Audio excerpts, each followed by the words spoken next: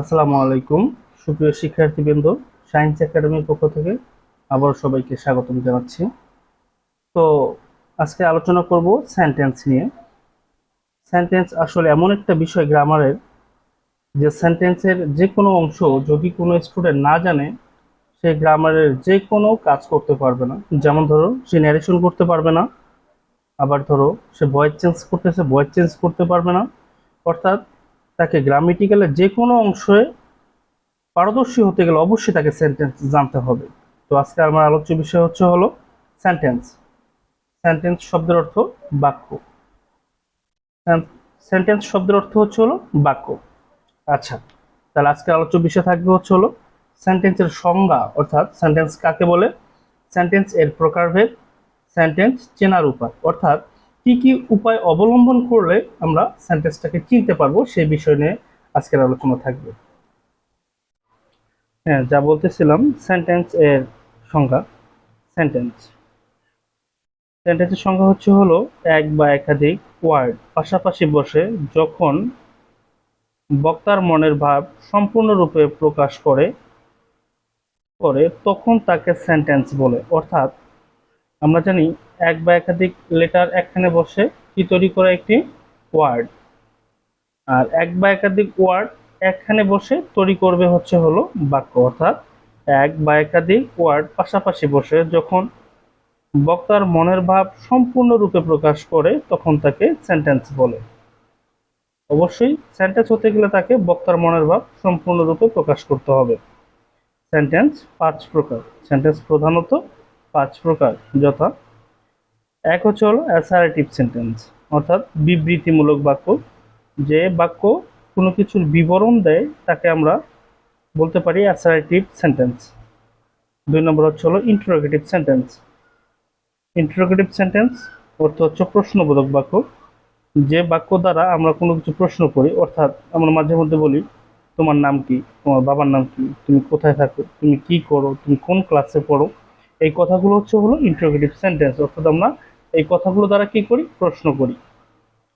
তিন নম্বর হলো imperative sentence, অর্থাৎ আদেশ বা নির্দেশমূলক বাক্য।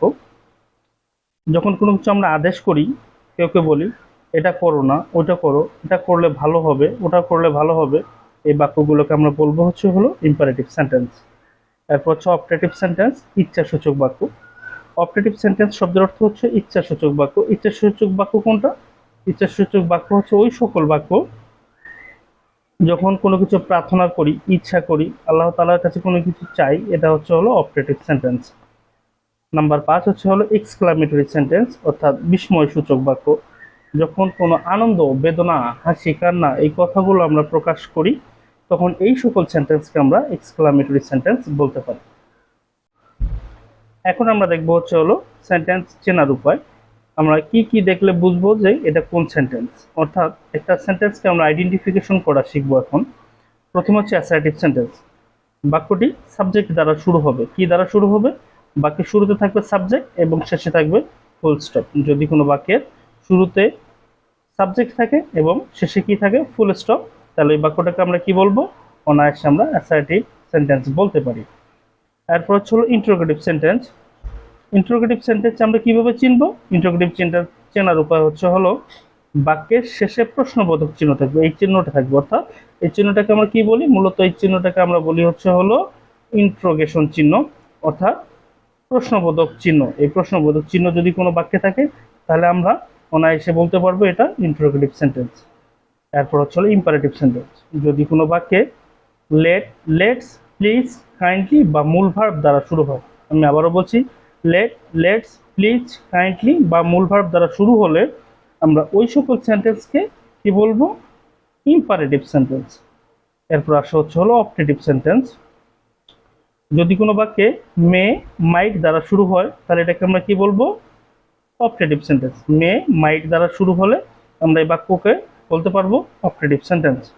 তারপরে সর্বশেষ হলো আমার এক্সক্লামেটরি সেন্টেন্স। কি সেন্টেন্স? এক্সক্লামেটরি। এক্সক্লামেটরি সেন্টেন্স কোনটা? বাক্যে যখন এই যেটা এর আশ্চর্যবোধক চিহ্ন আমরা বলি, অথবা কেউ কেউ বলে বিস্ময়সূচক চিহ্ন, এই চিহ্নটা যদি কোনো বাক্যে থাকে অবশ্যই বাক্যটা কি হবে?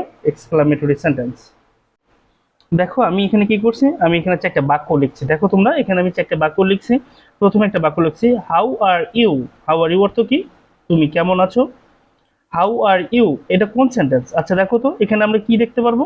দেখো এখানে আমি একটা জিনিস এখানে দেখাচ্ছি, দেখো এটা কোন, কি চিহ্ন, প্রশ্নবোধক চিহ্ন। তাহলে এটা আমি দেখছিলাম এর আগে, যদি কোনো বাক্যে এই চিহ্নটা থাকে তাহলে এটাকে আমরা কি বলবো, ইন্টারোগেটিভ। কি বলবো আমরা, ইন্টারোগেটিভ। তাহলে এই বাক্যটা হচ্ছে হলো, এই বাক্যটা অনায়াসে আমরা কি বলতে পারি, ইন্টারোগেটিভ বাক্য। আচ্ছা, তারপরে দেখো, may you live long. May you live long, তুমি দীর্ঘজীবী হও। May you live long. দেখো তো বাক্যটা কি হয়েছে, মে দ্বারা শুরু হয়েছে। কি হয়েছে, মে দ্বারা শুরু হয়েছে। মে দ্বারা শুরু হলে কি বলো তো, মে দ্বারা শুরু হলে অবশ্যই এটা অপটেটিভ সেন্টেন্স। অবশ্যই এটা কি, অপটেটিভ সেন্টেন্স। আমি বলছিলাম অপটেটিভ সেন্টেন্সে মে বা মাইট দ্বারা শুরু হয়, অর্থাৎ মে বা মাইট দ্বারা শুরু হয়েছে যেহেতু, সেহেতু এই বাক্যটা কি আমরা বলতে পারি অপটেটিভ সেন্টেন্স। পরেরটা আসো, 3 নম্বরটা আসো। আচ্ছা, 3 নম্বরটা হলো, Hasan goes to school. Hasan goes to school, অর্থাৎ হাসান বিদ্যালয়ে যায়। এখানে দেখো আমি বলছিলাম যদি কোনো বাক্যের সাবজেক্ট দ্বারা শুরু হয়, কি দ্বারা শুরু হয়, এখানে হাসান দ্বারা শুরু হয়েছে, আর বাক্যের শেষে কি আছে, ফুল স্টপ আছে। তাহলে যদি কোনো বাক্য সাবজেক্ট দ্বারা শেষে শুরু হয় এবং শেষে ফুল স্টপ থাকে, তাহলে আমরা এটা অনায়াসে কি বলতে পারবো, অ্যাসার্টিভ সেন্টেন্স। তার মানে এই বাক্যটা হচ্ছে হলো অ্যাসার্টিভ সেন্টেন্স। এরপরে আসো 4 নম্বর বাক্যটা হচ্ছে হলো, কি লিখছি আমরা, লেট হিম গো।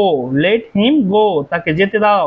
লেট হিম গো, তাহলে এই বাক্যটা লেট দ্বারা শুরু হয়েছে। যদি কোনো বাক্য লেট, লেটস, প্লিজ, কাইন্ডলি বা মূল ভার্ব দ্বারা শুরু হয়, সেটা অবশ্যই ইম্পারেটিভ সেন্টেন্স, অর্থাৎ এই বাক্যটা হচ্ছে হলো ইম্পারেটিভ সেন্টেন্স। আজকের মতো এখানেই বিদায় নিচ্ছি। যদি এরকম আরও ক্লাস চাও তাহলে অবশ্যই আমাকে লাইক, কমেন্ট এবং সাবস্ক্রাইব করো আমার চ্যানেলটিকে, এবং আমার পাশে থাকো। সবাই বেশি বেশি করে শেয়ার করে দাও। সবাইকে ধন্যবাদ।